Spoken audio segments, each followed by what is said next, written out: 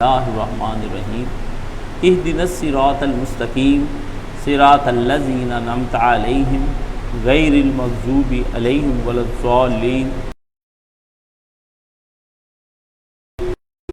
جو انہوں نے کی ہے اور جو محنت انہوں نے کی ہے اور جو انہوں نے دن رات خدا کی راہ میں جدوجہد کی ہے اور انہوں نے جو سعی کی ہے وہ آپ کے سامنے رکھی جائے، تو آپ کا کردار جو ہے کہ آپ یہ دیکھیے کہ امام حسین اور حضرت ابراہیم علیہ السلام کا اول درجہ دیکھیے کہ حضرت ابراہیم علیہ السلام جس وقت اپنے باپ کے گھر میں پیدا ہوئے ہیں تو ان کا باپ ننار دیوتا کے پروہت بھی تھا اور پجاری تھا، اور یہ عہدہ بعد میں حضرت ابراہیم علیہ السلام کو ملنا تھا۔ اگر بائبل کو جا کر آپ دیکھیں تو 1000 کمرے آج بھی اس وقت کی مہنگی اجناس لبان اور عنبر ایسی چیزیں مشک بھرے ہوئے تھے۔ حضرت ابراہیم علیہ السلام اگر اپنے باپ کے ساتھ کمپرومائز کرتے اور اپنی فکر کے ساتھ کمپرومائز کرتے تو لازمی طور پر ابراہیم علیہ السلام کا مسئلہ یہ ہوتا کہ آنے والے وقتوں میں وہ اپنے باپ کی جگہ پر بیٹھتے اور بڑی عیش و عشرت کی زندگی گزارتے، خوب عیش کرتے۔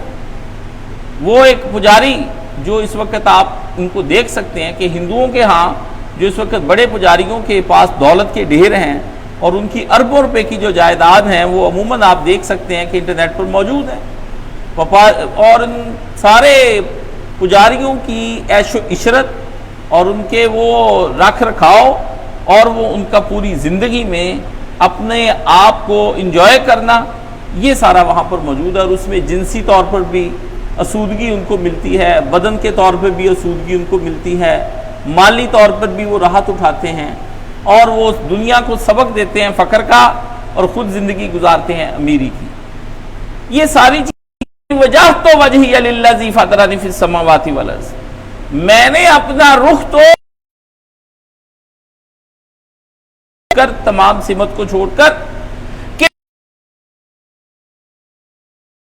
اور آسمان کو، باقی اور کسی کے اندر یہ خوبی نہ ہے، بھلے دنیا میں کتنے ہی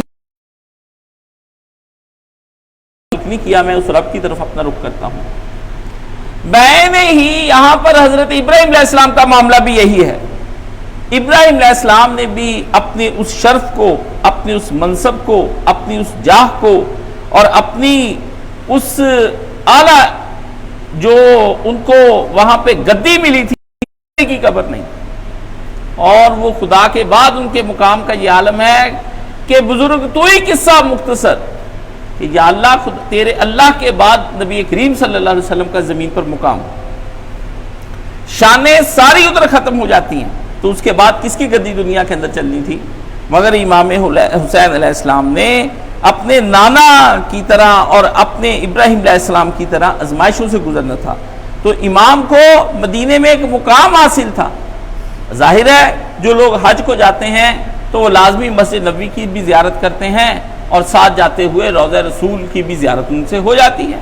تو آپ یہ دیکھیں کہ خاص و عام مسجد نبوی میں ہوتے، دنیا میں مسجد نبوی اور قبر پاک کی زیارت کرنے کے لیے جو لوگ آتے تو وہ آ کر دو چیزوں سے مستفید تو ہوتے، ایک تھی نبی کریم صلی اللہ علیہ وسلم کی وہ مسجد جس کو قرآن مجید نے کہا کہ تقوی کی بنیاد پر اللہ نے اتاری، اور 1000 نماز کا ثواب، اور دوسرا قبر نبی صلی اللہ علیہ وآلہ وسلم کو بھی دیکھتے اور زیارت کرتے اور آنکھیں ٹھنڈی کرتے اور اس پہ خوب ناچتے گھومتے اور پیسہ صرف کرتے ہیں۔ ان پیروں کی آمد پر جو کچھ ہوتا ہے وہ آپ دیکھ چکے ہیں۔ یہ وہ ہیں جو کہتے ہیں ہم سادات ہیں، نسبت ہے ان کو امام سے، ہے بھی یا نہیں ہم نہیں جانتے ہیں، لیکن یہ اپنے آپ کو منسوب کرتے ہیں۔ لیکن جہاں سے سادات چلے تھے، جہاں گدی ہونی چاہیے تھی، جو اس گدی کو کل ہم مانتے بھی، کیا اہل حدیث، کیا دیوبند، کیا بریلوی، کیا شیعہ، یہ آج جتنے بھی ہیں، آپ ان میں سے کب آج تک امام حسین کی عقیدت مند نہیں ہیں؟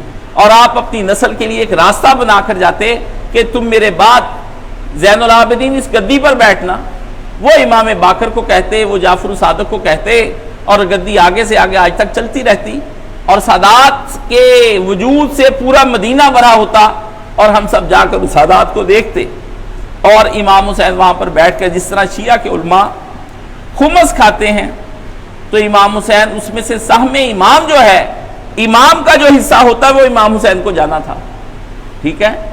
وہ وہاں پر امام حسین کو کروڑوں روپے وہاں پہ ملتے، اور وہ وہاں ادارے بناتے اور وہاں لائبریری بناتے اور پوری دنیا کی کتابوں کے ترجمے کراتے، اور وہاں بیٹھ کر جو اب تو صحیح بخاری ہے، پھر صحیح حسینی ہونی تھی، اور پھر وہ صحیح حسینی بٹھا کر وہ سناتے، اور اس زبان اقدس سے سناتے جس کو رسول نے چوسا، اس چہرے کی زیارت کراتے جس کی زیارت نبی علیہ السلام دن رات کرتے۔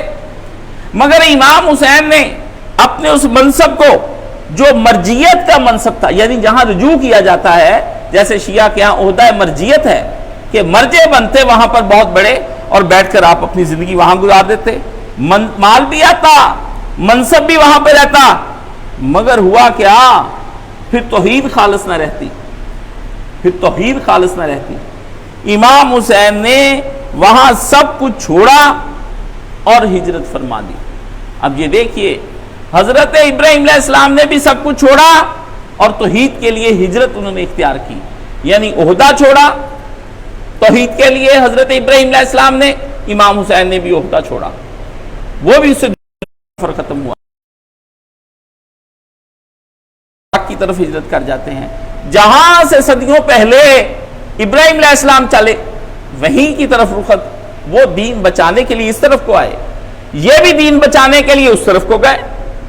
آپ یہ دیکھیے دین کتنی قیمتی چیز ہے کہ اس میں ہجرتیں کرنی پڑ جاتی ہیں، آسائشوں کو ٹھوکر لگانا پڑتا ہے، اور آ کے دکھوں کے اندر آ کر بیٹھنا پڑتا ہے۔ یہ ایک چھوٹی سی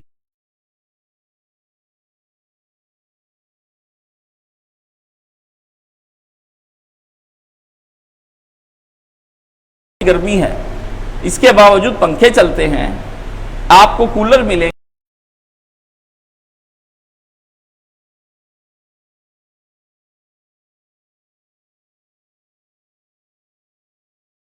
اور یہ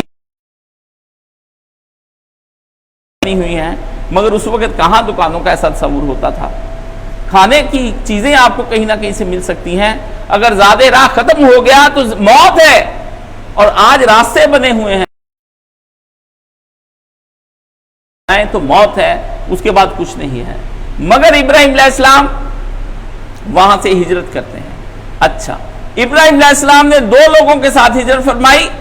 ایک ہجرت آپ نے اس طرح سے فرمائی کہ آپ نے اپنی زوجہ حضرت سارہ کو ساتھ لیا اور اپنے بتیجے حضرت لوط علیہ السلام کو ساتھ لیا، جو امام حضرت ابراہیم علیہ السلام کے کیا ہیں؟ بتیجے ہیں، آپ لے کر نکلے۔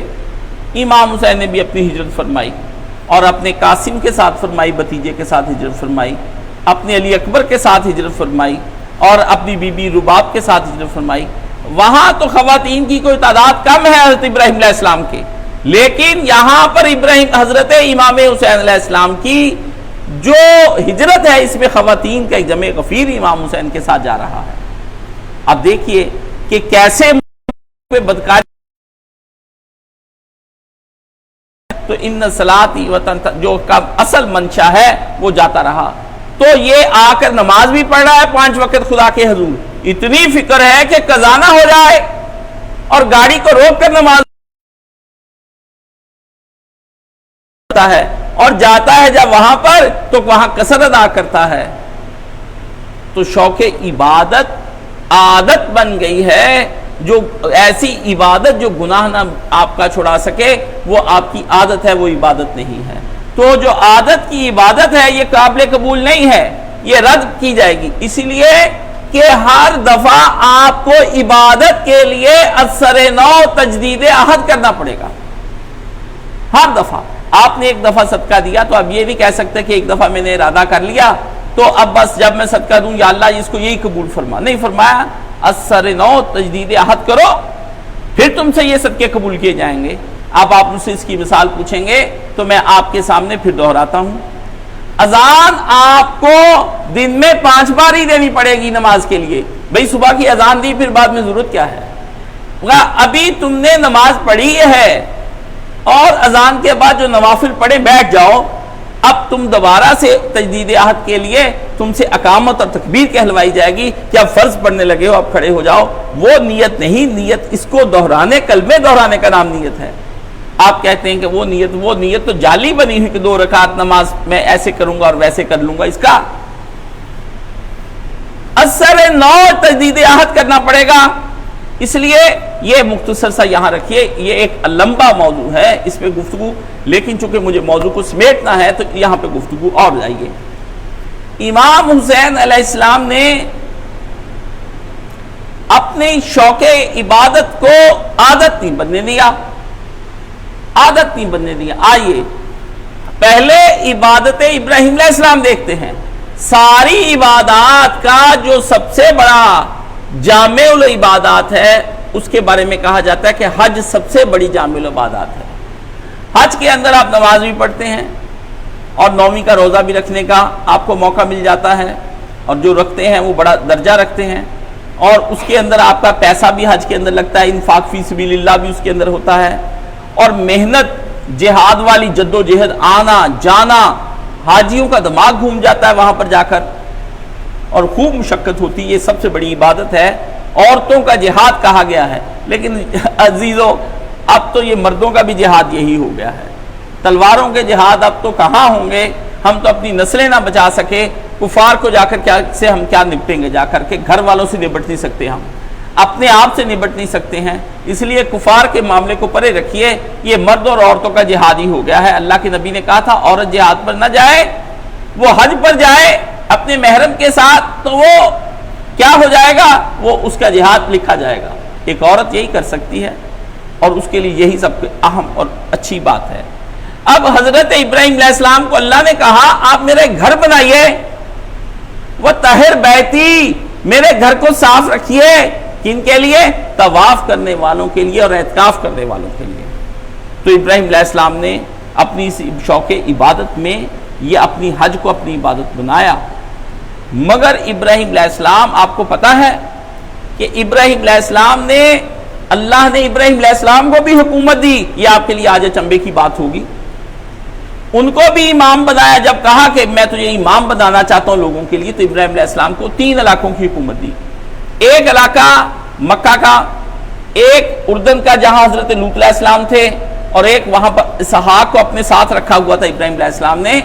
تو ابراہیم علیہ السلام سالانہ دورہ کیا کرتے تھے، سالانہ دورہ کیا کرتے تھے. وہ مشہور حدیث کے 2 دفعہ حضرت اسماعیل علیہ السلام کو ملنے کے لیے آئے.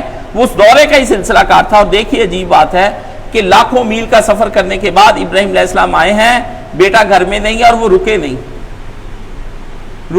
آپ کہیں بھی جائیں تو کسی کے لیے رک جاتے ہیں، مگر جناب ابراہیم علیہ السلام رکے نہیں، کیونکہ وہ بطور امام اپنے لڑکے سے بات پوچھ کرنا آئے تھے کہ تم نے علاقے کا نظم و نسق میں کیا رکھا ہے. کیونکہ حضرت اسماعیل علیہ السلام کو بنو جرہم، جو سب سے بڑا قبیلہ تھا جہاں ابراہیم علیہ السلام، یہ مصر کا قبیلہ، لیکن اپنے دوروں میں مصروف ہوتے تھے، اپنا کام کرتے تھے. خدا کی توحید اصل میں کام ہے. عبادات جو ہے وہ فرائض تو ضروری ہیں، لیکن ایسی عبادات کہ وہ آپ کو نوافل میں بنا دیں اور آپ طاغوت کی بیعت کر کے عبادات میں مشغول ہو جائے اور کہیں میں طاغوت کی بیعت نہیں توڑوں گا. کے لیے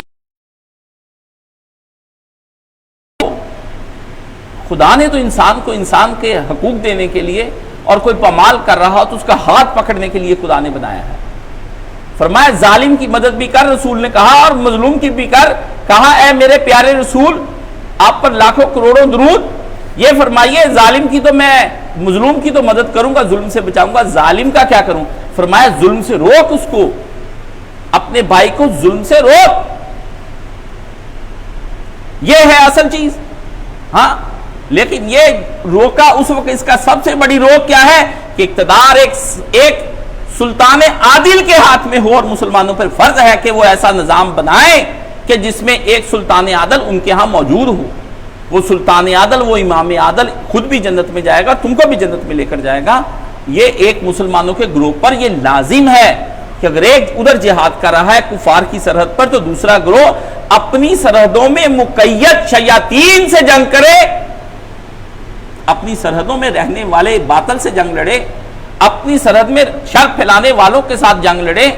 اپنی سلطنت میں رہنے والوں کے ساتھ دو دو ہاتھ کرے، ان کے مقابل کھڑا ہو، اور پھر ادھر سے زنجیریں، شور و سلاسل، اور شور زنجیروں کا اور ہتھکڑیاں، ان کو دیکھے، فیس کرے، اسلام کو غالب کرے۔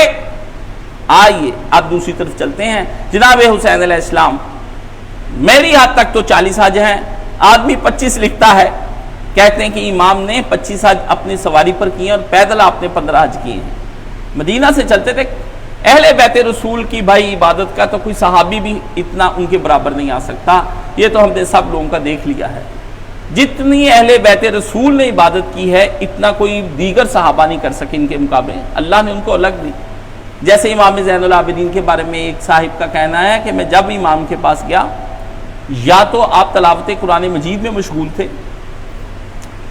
یا تو آپ نوافل پڑھ رہے تھے، یا پھر اگر دو کام نہیں کر رہے تو امام نے روزہ رکھا ہوا تھا اور آپ روزے تھے اور کوئی مباح کام کر رہے تھے، یعنی کیفیت نیکی کے اندر دنیاوی کام کرنا، کیفیت نیکی کے اندر دنیاوی کام کرنا۔ یہ 24 گھنٹے میں اس قید میں رہوں کہ میں باہر نہ نکلوں، باوضو ہو کر رہنا۔ تو امام نے حج کیے، لیکن جب آپ وہاں پر حج کے لیے پہنچے تو مکہ میں رہتے ہوئے جب آپ آئے تو حجاج نے آپ کو رجوع کیا اور آپ مرجع خلائق ہوئے، یعنی دنیا آپ کی طرف رجوع کی۔ امام حسین کے دائیں بائیں اس حج پر جب آپ نے اس حج کو چھوڑا، دنیا آپ کے گرد تھی، اتنی تھی کہ عبداللہ بن زبیر رضی اللہ تعالیٰ عنہ، یہ وہ صحابی رسول ہیں جن کے منہ میں رسول اللہ نے خود کھجور کی گٹی عطا فرمائی تھی، اور یہ پہلے بچے ہیں جو ہجرت کے بعد پیدا ہوئے، اور مسلمانوں نے خوب خوشی کی تھی کہ شکر ہے اللہ کا یہ لڑکا ہوا، کیونکہ کہتے تھے کہ مسلمان آ تو گئے مدینے میں، مگر یہودی یہ افواہ اڑاتے تھے جیسے آج افواہیں اڑاتے کہ ہم نے تم پر جادو کر دیا ہے، اب تمہارے اولاد نہیں ہوگی۔ یہ آپ بھی یہی کہتے ہیں کہ اس نے جادو کر دیا ہے، میرے بندش ہے، بابے کے پاس جانا مجھے دم کرا دو، میرے یکدم بھی کرا دو۔ کیا کرتے پھرتے ہو؟ وہ دیتا ہے بچے۔ پہلی دفعہ جب نہ ماں تھی نہ باپ تھا، نہ باپ کا تصور نہ ماں کا تصور، کوئی تصور ہی دنیا کے اندر نہیں تھا۔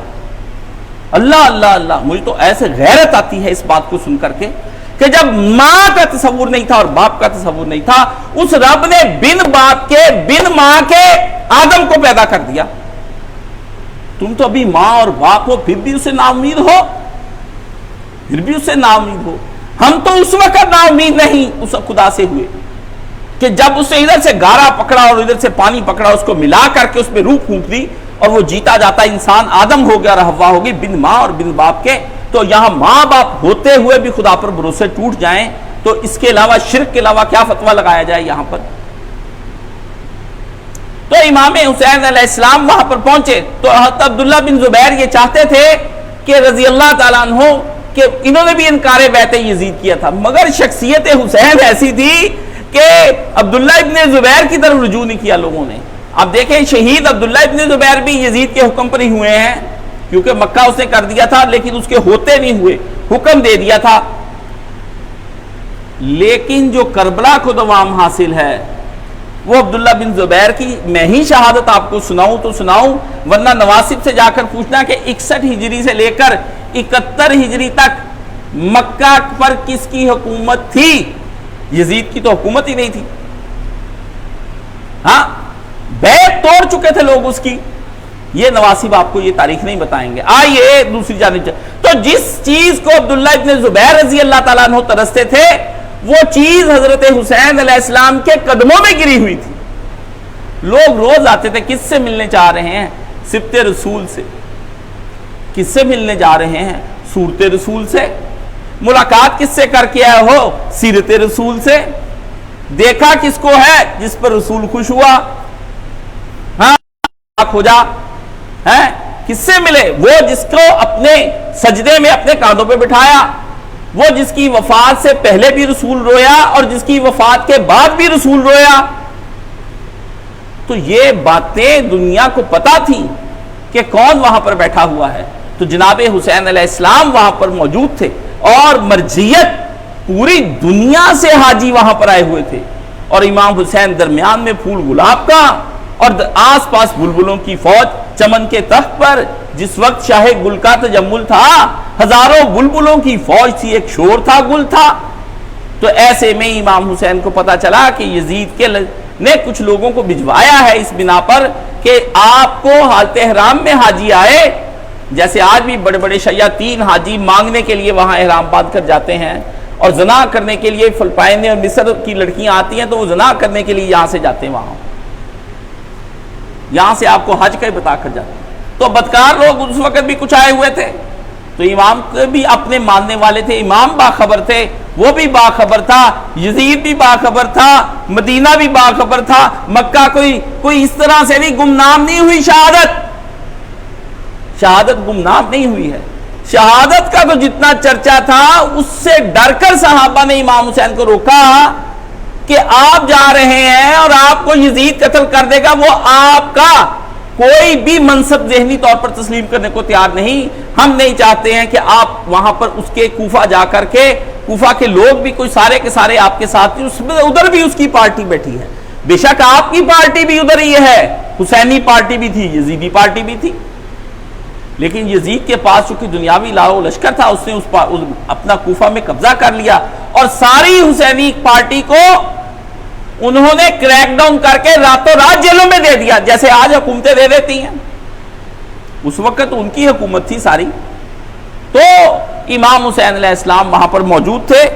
آپ نے مرجیت کو اپنے پاؤں تلے رون دیا, اور وہ حج جو جہاد کی قسم سے تھا اور جامع العبادات تھا, اور آپ 41واں حج آپ نے چھوڑا, وہ حج جو آپ کی غذائی روحانی غذا تھی. اگر صحیح حج کیا جائے تو بندہ ایسا چارج ہو جاتا ہے کہ صدیوں تک چارجنگ نہیں جاتی اس کی. اس لیے پہلے لوگ صحیح حج کر کے آتے تھے تو وہ اپنی حاجیت کا پاس رکھتے تھے, مان رکھتے تھے. آج تو حاجی وہیں پر بک جاتا ہے, ایئرپورٹ پہ سامان لاتے جاتے میں بک جاتا ہے. حاجی تو وہیں پہ کہتا ہے کہ میرا اتنا نکال دو, اتنی رشوت لے لو, حاجی تو وہیں بک جاتا ہے.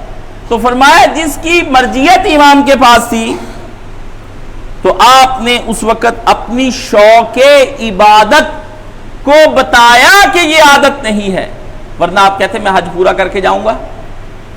تو آپ نے وقت کا تقاضا یہ دیکھا کہ کہیں یہ لوگ مجھے مکہ میں شہید نہ کر دیں, مکہ کی سرزمین تو ہے حرم, میری وجہ سے پامال نہ ہو جائے. آپ نے فرمایا میں مکہ سے ایک بالشت, ایک گٹھ جس کو آپ کہتے ہیں, ایک بالشت باہر سرحد سے مر جاؤں وہ بہتر ہے نہ کہ ایک بالشت اندر. میں حرم کو خراب نہیں کرنا چاہتا. لوگ کہیں گے حسین نے اپنی لالچ کے لیے اور دنیا کے مقام کو حاصل کرنے کے لیے مکہ جیسے شہر کو وہاں پہ خاک و خون سے نہلا دیا. دیکھیے ہر طرح سے امام حسین نے یزید کو موقع دیا ہے کہ ابھی بھی باز آ جاؤ, ابھی بھی باز آ جاؤ, ورنہ جتھا تو لشکر کا لشکر وہاں بن سکتا تھا جو امام حسین کو لینے آئے. بھائی بکتے ہیں, جتنے میں چاہو لے لو, سبیلوں پہ بھی بیچ رہے ہیں, آپ کو اپنے گناہ دے گئے ہیں, جہاں سے مرضی امام حسین کو بیچ لو. لوگ روتے ہیں, امام بارگاہیں بناتے, سونے کے پتھر چڑھا دیتے ہیں, پر پیچھے چلنے کو تیار کوئی نہیں. آئیے اب دوسرا نظر ہوا تو امام نے اپنے فرض کی پکار پر کوفہ کی جانب سفر کیا اور اپنی شوق عبادت کو عادت نہیں بننے دیا اور اس عبادت کو چھوڑ دیا اور اس طرف کو جائے کہ جو ان کے فرض کی پکار تھی. وہ اپنے فرض کی پکار پر وہاں پر روانہ ہوئے اور مکہ سے آپ نے کوچ فرمایا.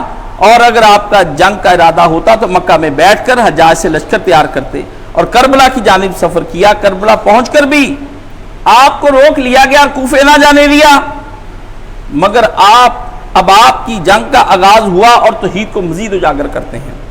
اب آئیے امام حسین کے سامنے آپ یہ دیکھیے کہ ابراہیم علیہ السلام پر ایک خوف آیا. ابراہیم علیہ السلام پر ایک خوف آیا. اللہ نے کہا ہم خوف سے آزما لیں گے. تو ابراہیم علیہ السلام پر ایک خوف آیا. وہ خوف کس چیز کا تھا؟ وہ خوف اس قسم کا ابراہیم علیہ السلام کا تھا. اللہ نے کہا کہ ہم تم سے جانوں کے خوف سے تم کو آزما لیں گے. تو ابراہیم علیہ السلام کو جانوں کے خوف سے اللہ نے آزمایا اور بے خطر کود پڑا آتش نمرود میں. عشق عقل ہے محو تماشا لبے بام ابھی یا نارو کونی بردم و سلام علی ابراہیم सारी उम्मत इकट्ठी हो गई नमरूद की, और इकट्ठी होकर इब्राहिम अलैहिस्सलाम को एक चिखा में डाला। उन पर उससे पहले क्या खौफ तारी हुए होंगे, अपनी बीवी का खौफ, अपने भतीजे का खौफ, अपनी जान के कट जाने का, इमाम हुसैन को कट जाने का खौफ, हजरत इब्राहिम अलैहिस्सलाम को जलकर राख हो जाने का खौफ। आया खौफ, लेकिन कुरान की आयत जो पुरानी है जिसमें यह बात की गई है कि न डरना तुम कुफ्फार से, फख्शूनी, मुझसे डरना, अल्लाह ने कहा। अश-शैतानु याइदुकुमुल फक्र, शैतान तुमको फक्र से डराता है, शैतान तुमको फक्र से डराता है। इब्राहिम अलैहिस्सलाम ने नहीं, इब्राहिम अलैहिस्सलाम ने कोई जान का खौफ नहीं किया। आइए, और ना उन्होंने अपने साथियों का, इब्राहिम अब आए हैं सामने वही चीजें कि अदू बकसरत, दुश्मन बकसरत तादाद में आए हैं, और उधर से फौज का रोप और जंग का सामान, और मगर एक खौफ उधर खौफे खुदा है, मुझसे डरो, मैं अल्लाह से डरता हूं, इन्नी अखाफ हूं, मैं डरता हूं अल्लाह से। अंबिया अलैहिस्सलाम ने यह कहा। एक खौफ इंसानों का और एक खौफ किसका, अल्लाह का। ऐसे में उधर इब्राहिम अलैहिस्सलाम को एक खौफ इंसानों का, नबियों पे भी वक्त आता है, ये ना कहे किसी पे वक्त नहीं आता, मगर जो सहारा उनके पास सबसे ज्यादा मजबूत होता है वो अल्लाह की जात का होता है। वला मलजा वला मंजा इल्ला इलैहि, अल्लाह का सहारा वह सहारा होता है कि जब कितने ही खौफ बंदे पे हाथ हो जाएं तो अल्लाह के नबी कहते हैं ला तहज़न इन्नल्लाह माना, अबू बकर खौफ ना कर, डर ना, गम ना कर, अल्लाह हमारे साथ है। ये कुरान की आयत है। अल्लाह कहता है मुसलमानों कुफार से ना डरो, डरो तो मुझसे डरो। वो भी माल लगाकर लड़ने के लिए आते हैं अपने दीन को गलबा करने के लिए, कोई तुम नया माल नहीं लगाते। वो भी अपनी जानें लेकर आते हैं अपने शिरक को साबित करने के लिए। तुम अकेले मोमिन शहीद नहीं होते, वो भी भूख और प्यास करते, नजरियात पर वो भी कट मरते हैं। एक नजरिए पे उनका मर जाना और एक नजरिए पे तुम्हारा मर जाना, फरमाया ये दो अलग अलग है। तो इमाम हुसैन को जब वहां पे इमाम हुसैन ने देखा खुदा के खौफ के सामने, खशियत इलाही के सामने दुश्मन का कोई खौफ नहीं, ना लश्करे ना समाने। हाँ, कैसी बात है। इमाम हुसैन के पास क्या है, ना वहां पर ना फौजे, ना लश्करे, ना समाने, ना कासमे, ना अकबरे, ना अब्बासे, कोई खौफ ही नहीं इमाम हुसैन को कि लश्कर मेरे पास नहीं है।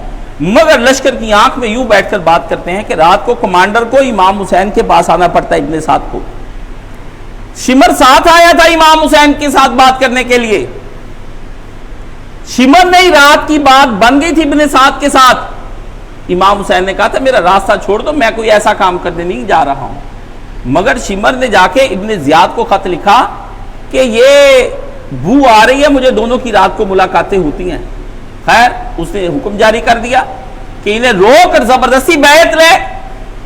तो इमाम हुसैन ने कहा ऐसे जबरदस्ती बैतें नहीं होती।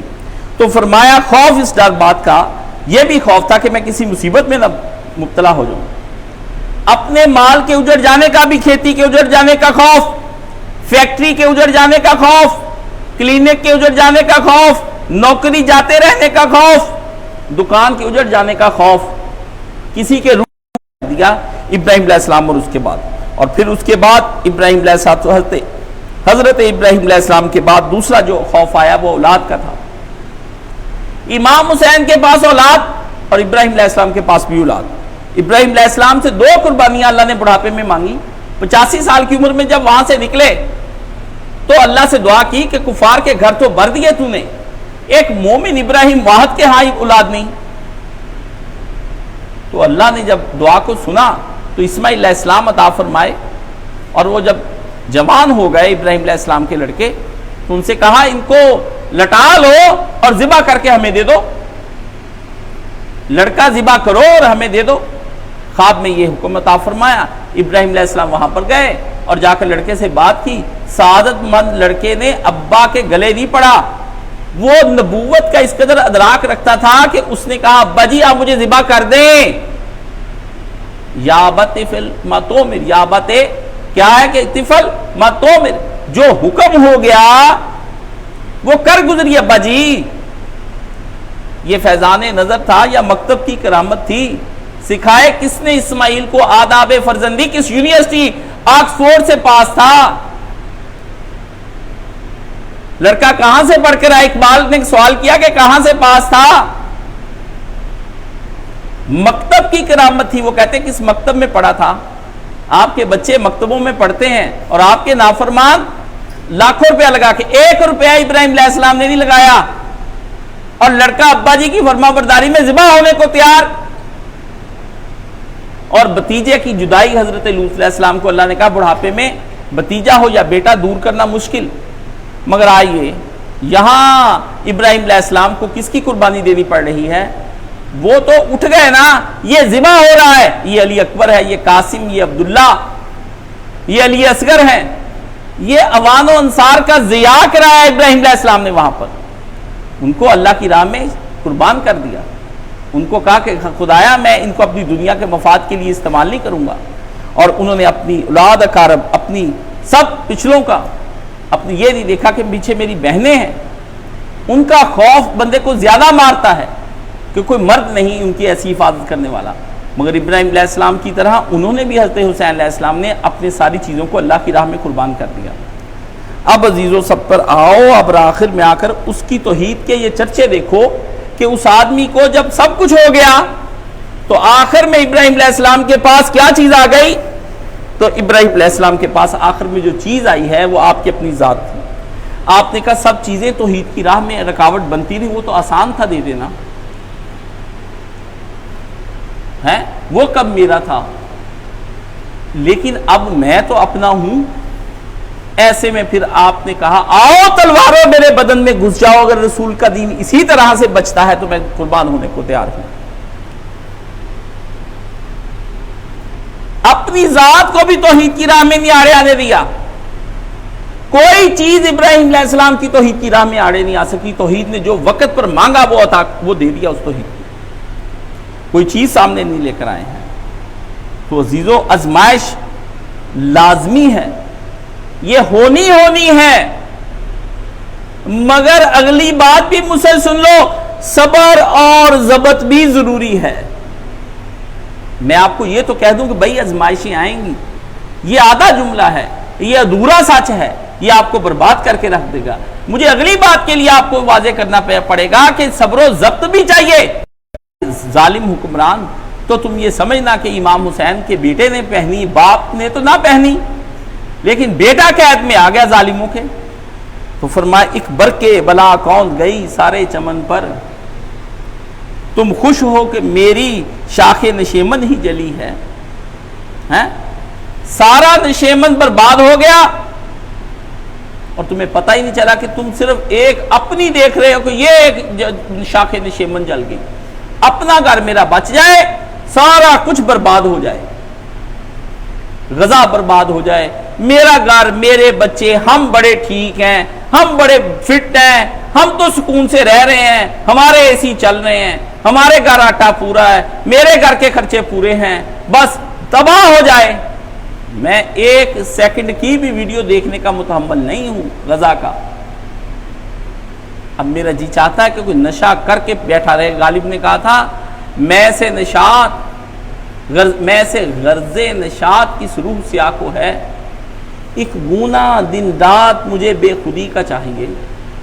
کہتا کون ظالم شراب کو مزے لے لے کر پیتا ہے، مجھے تو اپنے دماغ کو معاف رکھنا ہے کہ یہ آفات اور مصیبتیں جب میں سوچتا ہوں تو مصیبت بن جاتی، اس لیے میں پیتا ہوں کہ بے ہوش پڑا رہوں.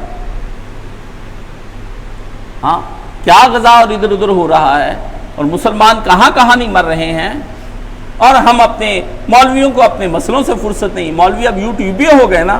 تو فرمایا غارت گریے اہل ستم بھی کوئی دیکھے، گلشن میں کوئی پھول نہ گنچا نہ کلی ہے. کہتا دیکھیں کس طریقے سے نبی کا باغ اجاڑا گیا کہ نہ گنچا بچا، نہ پھول بچا، نہ کوئی کلی بچی، نہ حسین بچا بوڑھا، نہ جوان عباس بچا، اور نہ علی اصغر جیسی کوئی کلی بچی. سب کچھ دے دیا، ہمارا بھی کچھ نہیں بچا. نہ مکہ بچا، نہ مدینہ بچا، نہ مصری بچے، نہ عراقی، نہ شامی، نہ ترانی، نہ ترکی، نہ ایرانی، نہ پاکستانی، نہ بنگلہ دیشی، نہ الجزائری، نہ سعودی، کچھ بھی نہیں بچا. 60 کے 60 ملک ان ظالموں نے ہمارے برباد کر دیا، اور ہمیں آج تک کوئی خیال نہیں. نہ گنچا نبی کا تو نبی کی جالیوں، تو روزے کی جالیوں کی مدحتوں میں گم رہا، اور نبی کے دشمنوں نے نبی کے چمن میں خزاں کا جال بچھا دیا. روزے کی جالی کو چومنا ہے. نبی کے دشمنوں نے نبی کا گلشن اجاڑ کے رکھ دیا، باغ اجاڑ کے رکھ دیا نبی کا، ساری امت برباد کر کے ان ظالموں نے رکھ دی. اور تم نبی کی محفل نعت ہو گئی، لاکھوں کے لوگ آ گئے، مفتی منیب الرحمان لگ پیٹ رہا ہے، اکمل لگ پیٹ رہا ہے، بریلی سے فتویٰ لگ آ گیا ہے کہ یہ ان بازاری نعت خانوں سے جان چھڑا لو. لیکن کون نہ نعتوں کو سمجھتے ہیں کہ نعت کیا تھی، نہ یہ سمجھتے ہیں. بس لگیاں نے موجہ ہوں لائی رکھی سونیاں. یہ نعتیں تھیں رسول کے گردا گرد جب ٹھہر گئے صحابہ احد کے اندر. کبھی سناؤ احد میں کیا ہوا تھا؟ بدر کو چھوڑ دے، کسی وقت میں آئے تو مجھ سے احد سمجھے، جس کو نبی نے کہا کہ میں تجھ سے پیار کرتا ہوں، مجھ سے وجہ پوچھے احد میں ہوا کیا، کیسے نبی علیہ الصلوۃ والسلام گھیرے میں آ گئے، اور کیسے دندان مبارک شہید ہوا، کیسے خود کی کڑیاں رسول اللہ کے ادھر گال مبارک کے اندر گھس گئیں، اور کیسے نبی علیہ الصلوۃ والسلام کے گھٹنے مبارک پہ چوٹ آئی اور حضور کی پیٹھ پہ چوٹ آئی. اور نبی کے منہ سے یہ اتنی بڑی بات نکلی کہ وہ قوم بھی کبھی فلاح پائے گی جس نے اپنے نبی کو ہی اس طرح سے زخمی کر دیا ہے. آج نبی کا دل زخمی، نبی کی جان زخمی ہیں، چھریاں چلاتے ہیں رسول اللہ صلی اللہ علیہ وسلم کی اولاد پر. کیا ہوتا ہوگا؟ ایک حسین ابن علی پہ رسول اللہ اتنے پریشان ہوئے. کل امت کی غزہ کی جب لاشیں جاتی ہوں گی رسول اللہ کے پاس جنت میں تو کیا عالم ہوتا ہوگا. تو فرمایا کب اب آئی بات، اب سنیں، وہ کہتا ہے کب اشک بہانے سے کٹی ہے شب ہجراں، کب کوئی بلا صرف دعاؤں سے ٹلی ہے.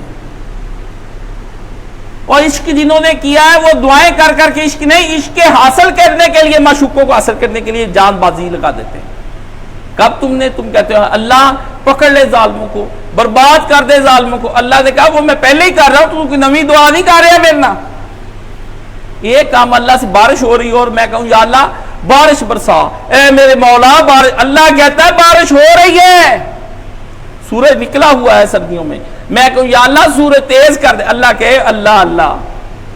عقل کے اندھے. ہاں یہ دعاؤں سے نہیں ٹلنی کہ آ جائے نیک حکمران عطا فرما. مفتی طارق مسعود یہی بکواس کر رہا ہے نا امام حسین کو غلط ثابت کرنے کے لیے. یہ دعاؤں سے نہیں ہونی. چندے کھاتے ہیں یہ جعلی مفتی، دولت 4 عورتیں رکھی ہوئی ہیں. ایک عورتوں کے شوقین کو، اور یزید بھی عورتوں کا شوقین تھا اس لیے اس کی حمایت اس کو ٹھیک رہے گی. ایسے اپنی وہاں پہ لذت لے لے کے جنسی داستانیں سناتا ہے، اور حکم کس پہ لگاتا ہے؟ اس حسین ابن علی پہ. ان کے ساتھ جنگیں کی جاتی ہیں. امام حسین نے بڑی بڑی بلائیں سامنے آئیں اور انبیاء کے سامنے جنگ لڑی ہے. دو حق و صداقت کی شہادت سرے مقتل، اٹھو کہ یہی وقت کا فرمانے جلی ہے. آج وقت یہ کہتا ہے کہ اب مقتل کی راہیں بنی ہیں، کربلائیں ہیں.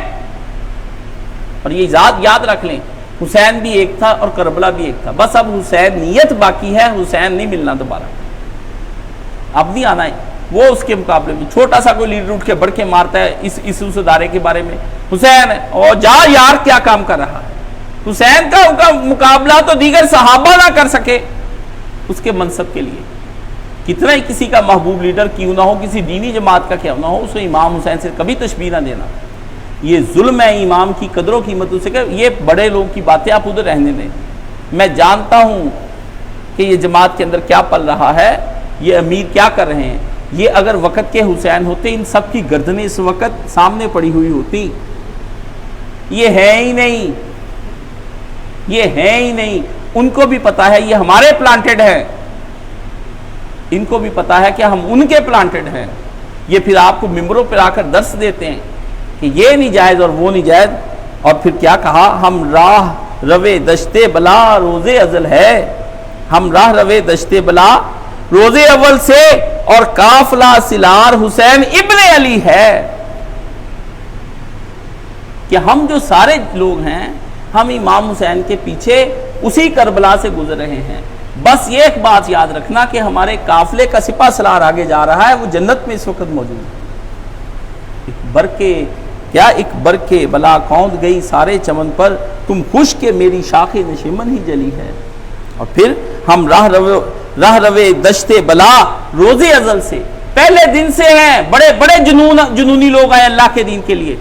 صحابی آئے اور انہوں نے آ کے کہا یا رسول اللہ، حضور اس طرح ٹیک لگا کے بیٹھے تھے خانہ کعبہ کے ساتھ مکی دور میں، تو ایک صحابی آئے اور انہوں نے کہا یا رسول اللہ کب یہ مصیبت ختم ہوگی، کفار تنگ کرتے، تو رسول اللہ نے کعبے سے ہٹ کر آگے ایک زبردست قسم کا غضب کی ہو کر فرمایا کہ تم سے پہلے لوگوں کی خالیں کھینچ دی گئیں،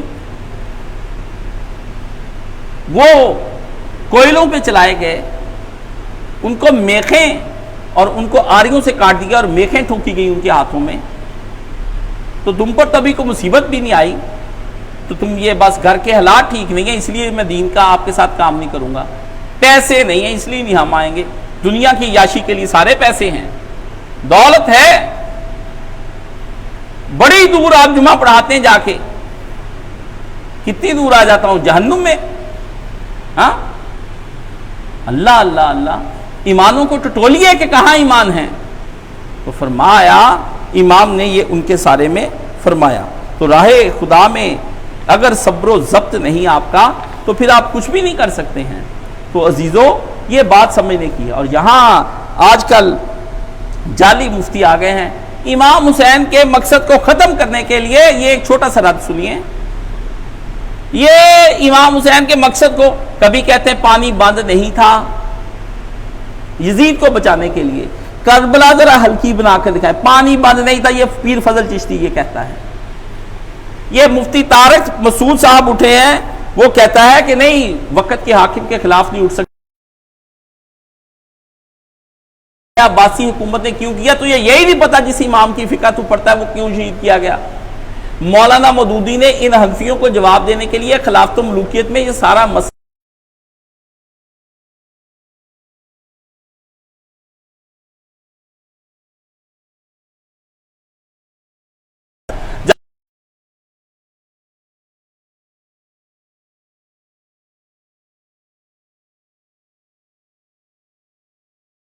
انہوں نے کتاب لکھی ہے، اس کتاب کے شروع میں ایک مقدمہ ہے ڈاکٹر محسن عثمانی ندوی کا، زندہ ہے، میں نے ان سے انڈیا میں رابطہ کیا تھا، بہت زبردست وہ مقالہ ہے، لیکن اہل علم کے لیے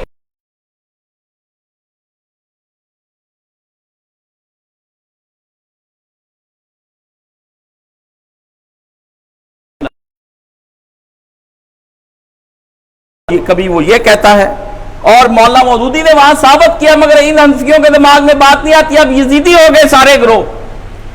اور کبھی کہتے ہیں کہ امام حسین، وہ نور پوری کہتا ہے یہ بات محمود احمد عباسی یزیدی اور خائن نہیں، تمہاری ماں نے کسی سے خیانت نہیں کی تو یہ نکال کے دکھاؤ، ورنہ امام حسین کی طرف سے ہم تمہیں یہی کہیں گے کہ تم ولد الحرام ہو۔ یہ کچھ کرتے تم اللہ کے نبی علیہ الصلوۃ والسلام کی اولاد کے ساتھ، جس کو رسول نے گودوں میں اٹھایا اور اس کو چومے اور رسول اللہ کا دل زخمی ہوا اور نبی رویا اور ابن عباس نے خواب میں دیکھا کہ رسول اللہ کے بال بکھر گئے۔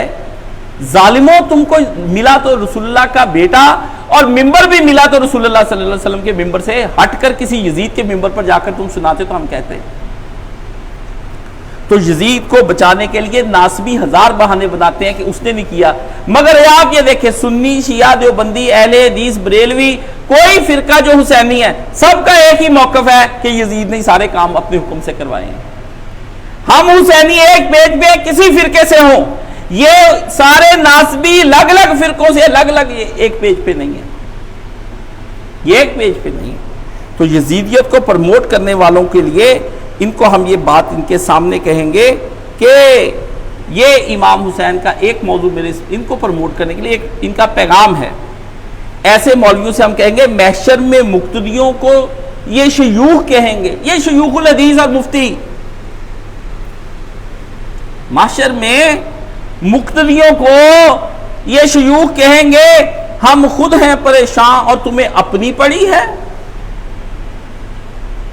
نبی نے تو کہا نفسی نفسی ہوگا، اب ذرا آگے بھی تو سن لو، کیوں پریشان ہیں؟ سن لو، وہ بھی سنو، شعر کا دوسرا حصہ سنو مجھ سے، کہ معاشر میں مقتدیوں کو یہ شیوخ کہیں گے، یہ جامعہ سلفیہ کے نعیمیہ، رضویہ اور فلانیہ اور فلانی جو جس فرقے کے کچھ مولوی، معاشر میں مقتدیوں کو یہ شیوخ کہیں گے ہم خود ہیں پریشان، تمہیں اپنی پڑی ہے۔ مقتدی چلے جائیں گے نا کہ حضور اب لے جائیں جنت میں، آپ تو کہتے تھے ہم خود ہیں پریشان، جائیں تو کدھر جائیں، مارا خاندان تھا جس کا، جنت کے دروازے پہ وہی بی بی کھڑی ہے، سیدہ خاتون جنت کھڑی ہوں گی وہاں پہ، جائیں تو کدھر جائیں، مارا خاندان تھا جس کا کربلاؤں میں، اور اس کی حمایت کرتے ہو، جنت کے دروازے پہ وہی بی بی کھڑی ہے سیدہ نساء العالم، جائیں تو اللہ کے رسول صلی اللہ علیہ وسلم بھی وہیں پہ ہوں گے، جس کا نواسہ مارا، جس علی کا مارا، جس کا بھائی حسن وہاں کھڑا ہوگا، کیسے مارا تم نے ہمارے بچوں کو؟ ایک تابعی کہتا ہے کہ بڑی بحث ہوئی اس کی کسی ناسبی کے ساتھ، اس نے کہا آخر ہم بخشے ہی جائیں گے، اللہ سے معافی مانگ لیں گے امام حسین کے قاتلین، تو انہوں نے کہا واللہ اگر میں قاتلین حسین میں سے ہوتا، یہ صحیح سند کے ساتھ ہے، ابراہیم نخی کہتے ہیں، سارے تابعیوں کے سردار ہیں وہ کہتے ہیں اگر میں قاتلین حسین میں سے ہوتا اور اللہ کا نبی، اللہ مجھے معاف کر دیتا کہ جاؤ تم جنت میں چلے جاؤ، میں خود ہی رسول اللہ سے بات کر لوں گا، جنت میں میں رسول اللہ سے آنکھیں کیسے ملاتا کہ آپ کے بیٹے کا قاتل ہوں؟ یہ ہوتے تھے اہل حدیث، اب تو خبیث ہو گئے نا، یہ ہوتے تھے اہل حدیث، ٹھیک ہے۔ اور آخر میں بات کہ امام حسین نے اسی طرح کی ٹکر لی جس طرح کی آخری ٹکر و قربانی حضرت ابراہیم علیہ السلام نے لی وقت کے نمرود کے ساتھ، اور آپ نے اس ٹکر کے اندر اس کو اتنا بڑا بادشاہ پاتے ہوئے بھی امام حسین نے حضرت ابراہیم علیہ السلام اس کے ساتھ ٹکر لی اور اس کے ساتھ مناظرہ کیا، اور مناظرہ کر کے قرآن کہتا ہے فَبُہِتَ الَّذِي کَفَرَ، اس کو پریشان کر دیا، حیران کر دیا، وہ بول نہیں سکا، چپ ہو گیا۔ وقت کے یزید کے ساتھ امام حسین نے انکار بیعت کیا، انہوں نے بھی انکار بیعت کیا کہ تو خدا نہیں ہے، ادھر بھی انکار بیعت ہوا۔ یہ یاد رکھیں، یہ پوچھتے پھرتے ہیں، یہ آپ کو الجھاتے ہیں، کبھی ان کی الجھنوں میں نہ آنا، ان سے ایک ہی بات کریں کہ امام حسین نے انکار ہی کیا تھا بیعت کا، سارے صحابہ نے جب یزید کی بیعت کر لی تھی تو یزید کو کیا پڑی ہوئی تھی کہ امام حسین سے ہی بیعت لینی ہے؟ یہ کہتے سب نے کر لی تھی، میں نے کہا لو جی کر لی تھی، پھر اس بدماش کے ذہن میں کیا آتا تھا کہ میں یہ امام حسین سے ہی بیعت لینی ہر حالت میں؟ اس کو پتا تھا سارے کر بھی لے تو بیعت کا کوئی فائدہ نہیں، یہ ایک کرے تو پھر بات بنتی ہے۔ آؤ ہاتھوں برہانکم ان کنتم صادقین، میرے پاس دلیل لے کر آؤ، ہم کوئی دلیلوں کے بغیر بیٹھے ہوئے ہیں، ہم تو اتنے سوال اٹھائیں گے کہ تم نے تو کبھی زندگی میں نہیں سوچے ہوں گے کتنے سوال کہاں سے ہیں۔ میں مان گیا تمہاری بات، تم سچ کہتے ہو بھی، ان کے سارے خاندان نے بھی اگر کر لی ہو، امام حسین کی پوری فیملی نے بھی فرض کرو کر لی ہو، جب سارے بڑے بڑے صحابہ نے کر لی تو پھر امام حسین نے جب نہیں کی تو کہتا کوئی بات نہیں، اس کو بھی پتا تھا یزیدیو تمہاری طرح وہ کام عقل نہیں تھا، آخر کو اس کے باپ نے اس کو طوطے کی طرح پڑھایا ہوا تھا،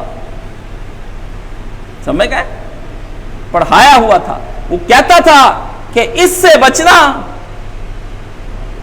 اور کہتا تھا کہ تو اتنی حالت پہ نہ چلے جانا، اور اس نے کہا تھا کہ حسین کے ساتھ نیک سلوک کرنا، مصیبت آ جانی ہے، عبداللہ بن زبیر لومڑی ہے، اسے بچنا، سب کے بارے میں بتا کر گیا وہ، آپ کہتے اس کو پتا کچھ نہیں ہے۔ آپ ہمیں احمق نہ بنائیں، ہاں اپنی حماقت کے کسی گڑھے سے باہر تشریف لائیں، عقل مندوں کے ہاتھ میں ہاتھ دیں تاکہ ہم آپ کو، ورنہ دروازے پہ پھر وہی بی بی کھڑی ہے، چلے جانا پھر جنت کے اندر، ہم تمہیں دیکھیں گے کیسے جاتے ہو تم وہاں پر جنت میں، ٹھیک ہے۔ وآخر دعوانا الحمدللہ رب العالمین۔ اب ذرا چلا دیں،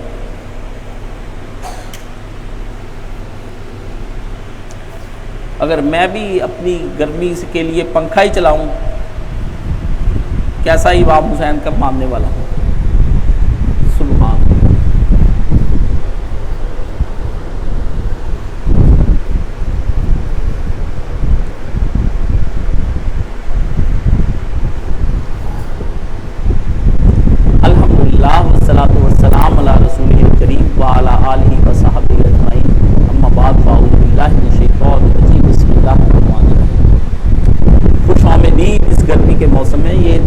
روزانہ طور پر میں 2 روز کا پروگرام رکھتا ہوں تاکہ ہم کچھ اپنے طور پر آزمائیں اپنے آپ کو کہ ہم اپنے گھروں میں بیٹھے آرام سے تھوڑا سا کوئی اس طرح کا تبوک کا سفر رسول اللہ نے دنیا کا مشکل ترین سفر اس میں کیا اور بے ساز و سامان کیا. تو امام حسین نے کربلا کا کیا. اگر یہ چھوٹے چھوٹے ہم تربیت گاہ میں اس طرح سے نہ آئیں تو یہ بھی کوئی ایمان کی علامت نہیں ہے. کاموں کو چھوڑ کر آپ لوگ آئیں تو آپ کو خوش آمدید کہ آپ نے اتنے حوصلے نکالنے ہیں اور لبیک کا ہے میری آواز پر اور اپنے تزکیہ نفس کے لیے آپ سارے یہاں پر آئے ہیں. انشاءاللہ یہاں میں نے اپنے نظم و ضبط کو اور سنت کے قریب کرتا جا رہا ہوں. پہلے تو آزادی ہوتی تھی تو پھر اب میں نے ان کا کھانے کا ہم نے نیا شیڈول ترتیب دیا کہ کیسے اب کھایا جائے گا. بکھر کر نہیں کھائیں گے, ایک جگہ پہ سب کھائیں گے. تو وہ طریقہ کار آپ کو سارے ساتھی سمجھا دیں گے. تو نظم و ضبط میں جتنا کوئی آدمی وہ رہے گا اتنا ہی بہتر ہوگا. تو ہم نے یہ کیا ہے کہ سارے ایک جگہ پر بیٹھ کر ہی جب درس شروع ہو تو باہر کوئی نہیں جائے گا, نہ کسی حاجت کے لیے. وہ جو حاجات اپنی پہلے پوری کر لیں. اور پانی آپ کے پاس اپنی بوتلوں میں انشاءاللہ ہوگا, وہ بھر کر آپ اپنے پاس رکھیں تو زیادہ مستفید ہوں گے. 2 دن کے یہ اجتماع ہے اور پرسوں یہ 12 بجے ختم ہو جائے گا. تو اس میں تحمل کے ساتھ رہیں. گرمی بھی ہوگی, رات کو تلخی بھی ہوگی, نہائیں. ہلکا پھلکا پنکھا, جہاں آپ ہیں وہاں پہ میں ہوں. میں تو آپ کے آنے سے 1 مہینہ پہلے کا جب سے حج سے آیا ہوں اسی اجتماع کے اندر لگا ہوں. کل بالکل حال بے حال ہو گیا تھا, طبیعت شدید بگڑ گئی, مجھے واپس جانا پڑ گیا. تو ورنہ میں تو رہنے کے لیے آیا تھا. تو رات بھی میں ساری رات ڈسٹرب رہا, تو لیکن اللہ نے ہمت دی, میں یہاں پر اب آپ کے سامنے. تو ایک امیر ہی استقامت نہیں دکھائے گا تو کون دکھائے گا, ٹھیک ہے نا. پنکھے کے بغیر اب میں گھر میں بھی بیٹھا رہتا ہوں. یہ نہیں کہ مجھے گرمی نہیں لگتی, بڑی شدید لگتی ہے, لیکن یہ ہے کہ اللہ تعالیٰ سے دعائیں کرتا ہوں, یا اللہ ہم ویسے تو نہیں ہیں لیکن ان جیسوں کے ساتھ ہماری نسبت ہے, ہم پیار کرتے ہیں, اس لیے تو ہماری یہ ساری چیزیں کو آپ میرے ساتھ درس دینے کے لیے چلیں پڑے. تو میاں میں کب یہاں پہ اپنی من سے کچھ کرتا ہوں. حیدرآباد کے امیر مجھے حکم دیں گے تو آپ کے ساتھ جاؤں گا میں. تو مرکزی امیر مقامی امیر کے تابع ہو جاتا ہے آپ کے, ٹھیک ہے. تو اللہ تعالیٰ سلامت رکھے. سبحان اللہ والحمدللہ ولا الہ الا اللہ اکبر ولا حول ولا قوۃ الا باللہ العظیم. اللہم صلی علی محمد وعلی آل محمد کما صلیت علی ابراہیم وعلی آل ابراہیم انک حمید مجید. اللہم بارک علی محمد وعلی آل محمد کما بارکت علی ابراہیم وعلی آل ابراہیم انک حمید مجید.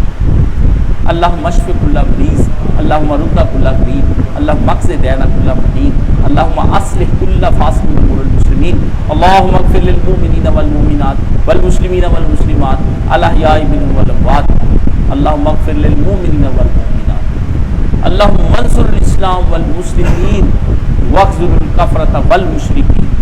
اللہم انصر من نصر دین محمد صلی اللہ علیہ وآلہ وسلم واخذل من خذل دین محمد صلی اللہ علیہ وسلم. ان اللہ یامر بالعدل والاحسان وایتاء ذی القربى وینہی عن الفحشاء والمنکر والبغی یعظکم لعلکم تذکرون. صفحے سے